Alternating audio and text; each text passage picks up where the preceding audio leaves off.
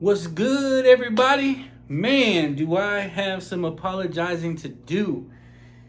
I have missed out on so much. It's crazy. And I apologize for not coming out here because there's so many things to talk about. First off, you know, July 3rd was my birthday, so I was wilding out. You know what I mean? And then July 4th came around.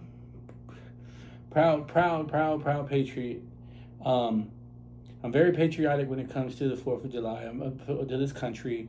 250, man, you should have saw I had a flag out there on my truck. 250 years, we are the people, man. I was flying that all weekend. Um, um, and it kind of, I don't know, maybe, so this might rub people the wrong way, but whatever. I feel like I'm in my, where in the part of town that I'm in is on the northwest side, Calabria 1604 area between Calabria and Shanefield, and my neighbors, um, excuse me, um, I put this big old banner outside of the flag. I put some deals of flags around my trees. My neighbors did a little bit. They did but it was just surprising to me that no one really celebrated. Now, maybe because Donald Trump's president, and certain people don't like him, and they're mad because he got he's in office and he got the 250 years, and then he's got the World Cup, and he's gonna have the. I just don't feel that a lot of people, and I'm from San Antonio, so you guys can figure that out. That they didn't celebrate it because of that, which is a shame. Very, very, very bad. I just didn't see a lot of patriotism out in the city. Now, if I would have went somewhere else, probably in the rural areas of Texas, so I bet you in a different state, Florida, somewhere else, they would probably been more, patriotic. But anyways, I still showed my patriotism, man, and it was a blast, and I love it. Fourth of July was good. We barbecued, got some family over, barbecued, and just was very grateful for being in this wonderful, wonderful country that we are in, and and to me, times are good. I don't see anything wrong with what's going on in the world.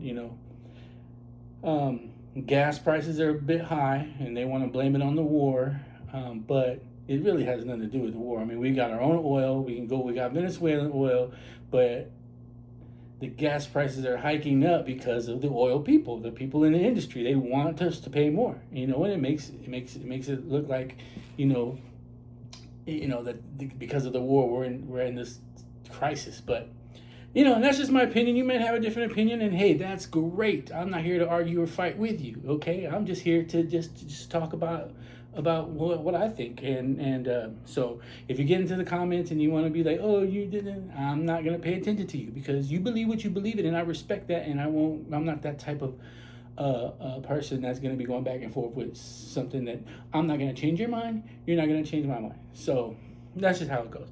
But definitely back to being, the 4th of July was great. This is a great country. We're founded on some principles that from the beginning, and in 1770 and 1776, we declared independence, and we went to war for a very long time. I just realized that, like, the other day when I was watching this documentary, um, that, man, it was a good couple of years before we won that war. So very long struggle, very, very, very very good fight. And I'm proud. I'm proud of being American. Um, and that's enough about that. Okay, let's move on. Um, so my birthday was July 3rd. It was great. Had a surprise birthday party, which I was not expecting, which is great. Appreciate that, everybody who showed up, and who was invited. They went. Appreciate it. Good times. Um, um, so here I am, and as I'm watching TV shows, like, I don't know if you guys watch Landman. Um, I was rewatching Landman, and I was watching the very last two episodes of season two, and you know how he gets into business with the dude from the cartel, And then he says, "Oh, make it TC elect something something and cattle, right?" And to me, it's funny, and he makes sense. Oh, I'm just saying that because for LLC purposes, and I want to make sure nobody had it there. But then it got me thinking because I was watching the Duttons. Now, this is probably just a wild guess. You know what I mean? A wild guess. But hear me out. Hear me out. So Tommy and them, they're here in Texas, right? Watching the Duttons, and the Duttons move from over there from what is the state? Montana, and they come down to Texas, right? And now they find out that the company that they're working for now are smuggling drugs from a cartel. And at first I was thinking, okay, so they find this out, and now they're going to war with the cartels. Two people from Montana now are gonna, okay. I can see them taking on the tribe over there, Native Americans and other people from Montana, and they're going to war with them. I see it. They can win. They're tough. They got their little outfit out there doing it, and they go to war with people like that. I'm like, oh, cool, man, this is good. But for them to come to Montana and come into Texas and now try to, just the two of them, Beth and whatever his name is, come in here and try to take on a cartel, I'm like, get the fuck out of here. That's stupid. You know what I mean? Like, that's dumb. Okay, first off, the cartels are going to put their heads on a gold platter.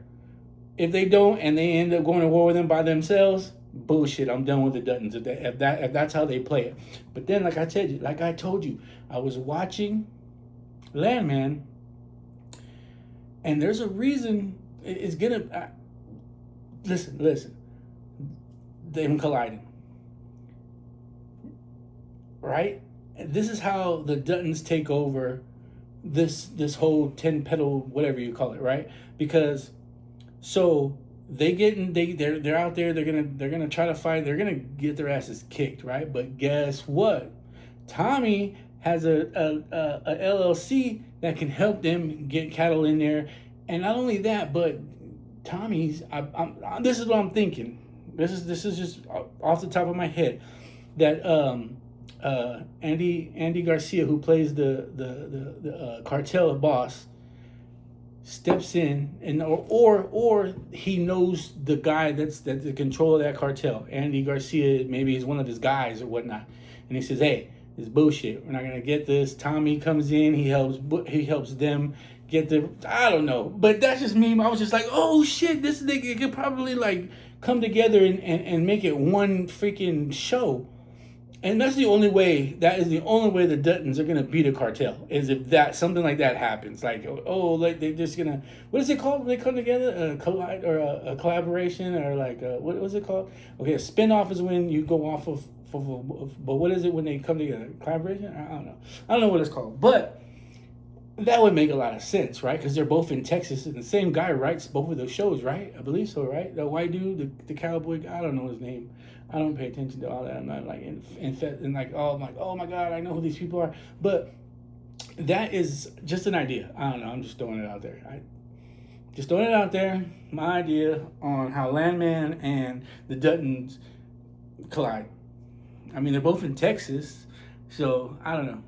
I'm just saying, Andy Reid probably knows this guy and is like, hey, y'all, calm the fuck down. Let's invest in some cattle. You know what I mean? Like, I don't know.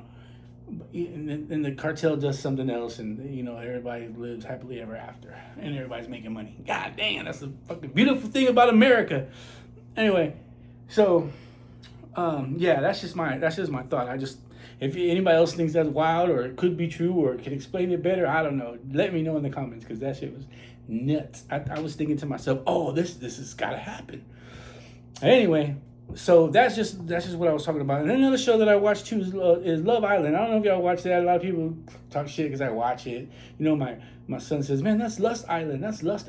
And they're like, I can't believe you watched that, Dad. I said, man, it's fun. I mean, like, you know what I mean? Like, they got there flirting, trying to meet different people, and the drama.